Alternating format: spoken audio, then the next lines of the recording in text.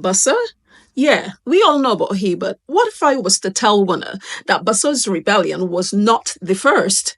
Yes, Barbados got a whole history of enslaved people plotting and rebelling and resisting in ways that they never teach we about. But today, let me talk about the forgotten rebellions, the uprisings, the poison plots, and the secret fights that prove Bajans never took slavery light. 1649, the first known slave revolt in Barbados. So, long before Bussa, enslaved people were already trying to free themselves. And in 1649, just a few years after Barbados started bringing in large numbers of enslaved Africans, a major rebellion was planned. Enslaved Bajans, some of them fresh off the ship, team up with indentured servants, because yes, the white poor people was suffering too. Let me hear it in the back. I know. To overthrow the plantocracy. The plan was leaked before it could happen. I roll. And like so many other times, the enslavers respond with brutal punishment. But here is the thing. This proved that from the very beginning, Bajans was not about to accept life without a fight. 1675, the Coromantee plot.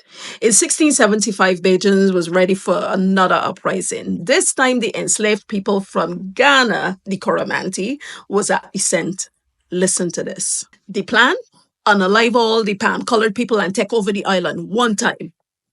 You see, the Coromantee was known for being warriors, and them was ready. But guess what? Again, somebody snitch. When I don't feel like finding out who's snitching all the time, though.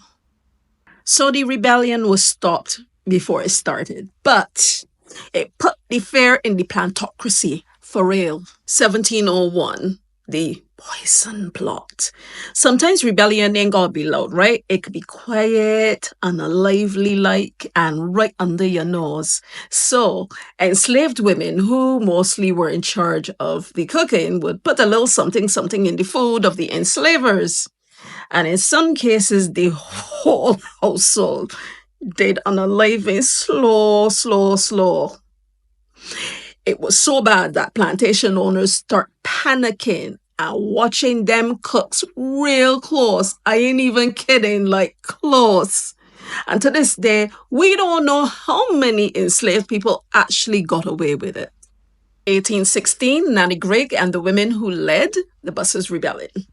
Bussa's name get all the spotlight, as you know, but Nanny Grigg, she was a key player. So Nanny Grigg was a house slave, and you know what I mean. She had access to the information that field slaves did not. So she would spread the word that in other places, enslaved people was winning freedom. So she would get up there and say, rebel, and encourage them to fight for freedom. But of course, we know that history liked to erase women's names. So let we bring she back to the forefront, right? 1816 to 1834, silent resistance and the hidden freedom fighters.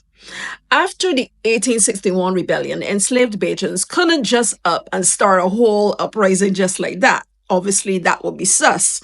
But them find other ways to fight. Work slow, fake sick, damage the crop. Some even run away to hide in the gullies. Yes, even in small little Barbados, they do that. But one of the biggest things that happened is the church became a silent battleground. And want to know, I already touched upon this, but we're going to go into it bigger. We talk about rebellions. We even talk about poison. We talk about silent resistance. But what if I tell Wunna that the church played a major role in both slavery and rebellion? Like two different sides of the same coin. You ain't hear that in school, right? Well, that is what we're going to touch on next week. So I can talk to Wunna later.